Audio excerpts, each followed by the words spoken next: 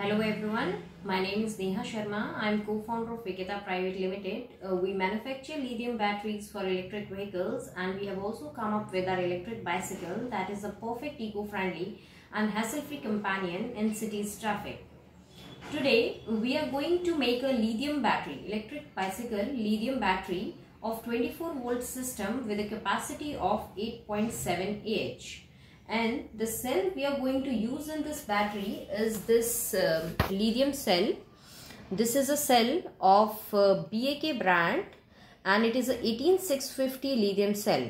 That means 18 millimeter is the diameter of the cell and 65 millimeter is the length of the cell. So the chemistry of this 18650 lithium cell is NMC chemistry. That means the positive side of this cell, that is the cathode film of this cell, is single side coated with nickel manganese cobalt oxide, and the negative side, that is the anode side, is single side coated with a graphite. So let's move on to make this lithium battery. So guys, as we know, we are going to make a 24 volt electric bicycle lithium battery. So we need to check that how many cells do we need in series in order to make a 24 volt lithium battery system. So in order to calculate how many cells do we need in series to make a battery for a 24 volt system, we need to know the nominal voltage of a single cell. And the nominal voltage of this cell as given in the data sheet of this cell is 3.6 volt. And as we know that voltage get added in series, so we will divide this 24 volts by 3.6 and it comes out to be 6.6. So it comes out to be 6.6. So we have two values here. First is 6 and second is 7. So now we need to check which of the value we can choose to make a battery of a 24 volt system. So we will multiply 6 by 3.6 and it comes out to be 21.6 volt. When we multiply it by 7, it comes out to be 25.2 volt. Now we need to check that which value is near to 24 volt, and we can see 25.2 volt is very near to 24 volt. So we will make battery of 25.2 volt nominal voltage. And also we know 4.2 volt is the full charge voltage of the single cell as is given in the data sheet of the cell. So the full charge voltage of the whole battery will be 4.2 multiplied by 7 and it comes out to be 29.4 volt. And the full discharge voltage we will take is 3 volt as per the battery management system, that is BMS, for increased cycle life. So the full discharge voltage of the battery will be 21 volt.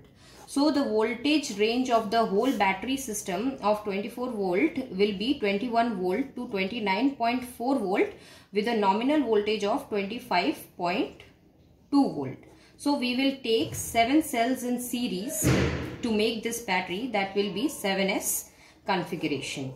Now we need to know how many cells do we need in parallel to make this battery. So we know we need to make a 8.7 Ah battery, and the rated capacity of this cell as is given in the data sheet of this cell is 2900 mAh, that is 2.9 Ah.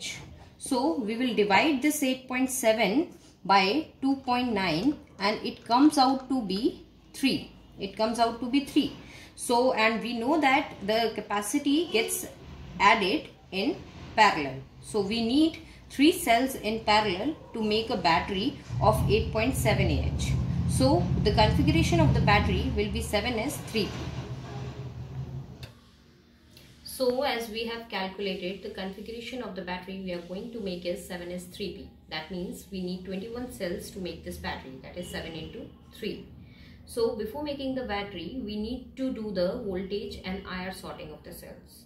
So before that, we need to know why do we need voltage and IR sorting of the cells. We need voltage sorting of the cells because when we connect the cells in the parallel, we need all the cells at the same voltage level. To avoid the sorting, because if there will be a difference in the voltage level of the cells will get shorted due to the high ampere current drawn. And about the IR, we need IR sorting of the cells, because we need all the cells at the same in the same IR range to avoid the imbalancing of the cells during charging and discharging, and it will highly imbalance the battery also, and it will also degrade the battery. So to do the voltage and IR sorting of the cells, we need an IR testing machine. And as you can see, this is a IR testing machine. Before sorting the cells in the IR testing machine, we need to set the parameters in this machine. As you can see, this display is showing the IR, that is the internal resistance of the cell, and this display is showing the voltage of the cell. So we need to set the parameters, and I have already set the parameters in this IR testing machine. As you can see, as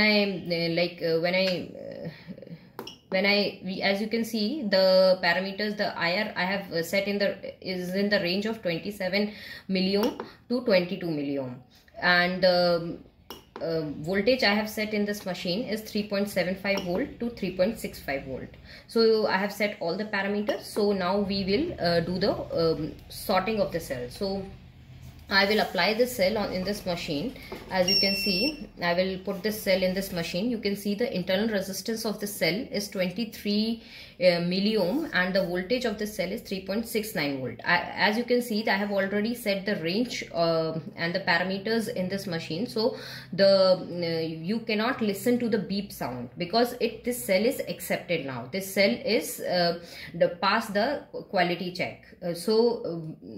It is not, this beep sound is not coming. When you will listen to the beep sound, that means your cell is rejected and you won't use it to make the battery pack. So this cell is past the quality check. So I'll apply the second cell here. Like this, I'll check all my 21 cells. So you can see the IR of this cell is 25.6 milliohm and the voltage is 3.69. It does not give the beep sound. That means the quality is okay. So it also gets passed. So now we'll apply the third cell. As you can see, so this cell is getting rejected because it does not come in the voltage range I have set in the machine, and it is showing 3.4 volts. So I'll reject this cell. I won't use it in my battery pack. As we have done voltage and IR sorting of all the cells, now we will apply the insulation ring over the positive terminal of the cell. So this is the insulation ring. As you can see, this is the insulation ring, and we will apply this insulation ring over this positive terminal of the cell. Why? Now we need to know that why do we really need to apply this insulation ring over the positive terminal of the cell? Because as you can see, this is the negative terminal of the cell, and this is seamlessly extended up to the top of the cell. And the only thing that is separating this positive terminal from the negative terminal is a little rubber washer. That you can only see after tearing this wrap. And we have we are having this cell here. I have already teared its wrap, and you can see here there is a if you can see, I don't think it will be visible to you, but if you can still see, there is a little rubber washer that is separating the positive terminal of the cell from the negative terminal. So what happens during spot welding is, when we do spot welding, this wrap, you can see this is a plastic wrap, and this is a plastic insulation ring applied for further protecting the negative terminal to get shorted to the positive terminal. So when we do the spot welding, it might happen due to heat, this plastic wrap and this plastic insulation ring might get melted, and the strip and the nickel strip that we used to connect the cells in series and parallel might connect the positive to the negative terminal of the cell, and the cell might get shorted.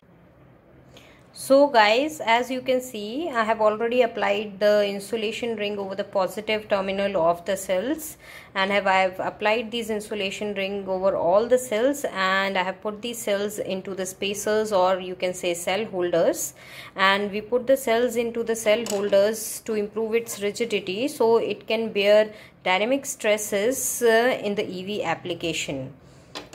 So we move to the spot welding. We will do the spot welding of these cells to connect them in series and parallel and to make a battery pack. So guys, before doing spot welding, I'd like to tell you that we'll be using these H-type nickel strip to spot weld these cells and connect them in series and parallel. So this type of nickel strip is a H-type nickel strip with spacer clearance. There is also a variety of nickel strip that comes without spacer clearance. So here we have put these cells into the spacers. So we'll be using this H-type nickel strip with spacer clearance. As you can see that we have placed the cells in the spacers or cell holders in a fashion in which we have made 7 groups of these cells, or we have placed these cells into the 7 groups. 1, 2, 3, 4, 5, 6, 7. And we have placed them in a fashion like we have placed these first group of 3 cells with a positive terminal upward. Likewise, we have also placed second group of 3 cells with a negative terminal upward. Alternatively, we have placed them in the similar fashion. So we'll be placing this H-type nickel strip with spacer clearance like this over the cells, and we'll be spot welding these 3 cells of the first group in parallel. Likewise, we'll be spot welding these 3 cells of the second group in parallel, and this strip you can see will be connecting them in the series. Now guys, you can see we are placing the nickel over the cells and we'll be doing the spot welding of the cells to connect the cells in series and parallel and make a battery pack.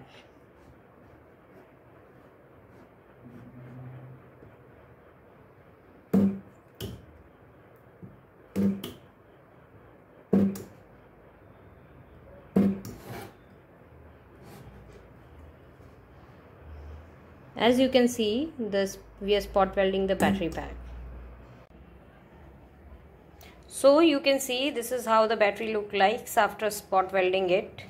You can see this battery. This is how it look like after getting it spot welded. Now we will place the BMS in the battery and we will make the connections of the battery management system, that is BMS, to the battery pack. So this is how we have placed the BMS over the battery. Now we'll be making the connection. We'll be soldering these wire connections to the battery pack.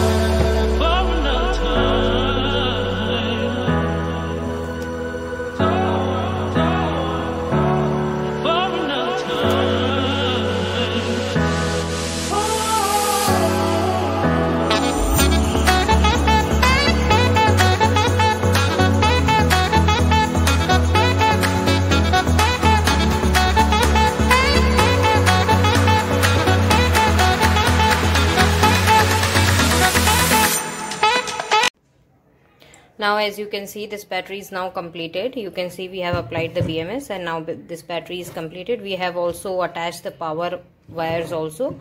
As you can see, this wire here, red tape is, we have put the red tape. This is a discharging point of the battery, and here we have put the yellow tape. This is the charging point of the battery.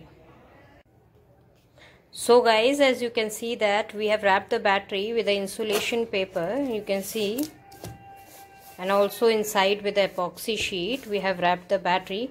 Now we will wrap it with a wrap.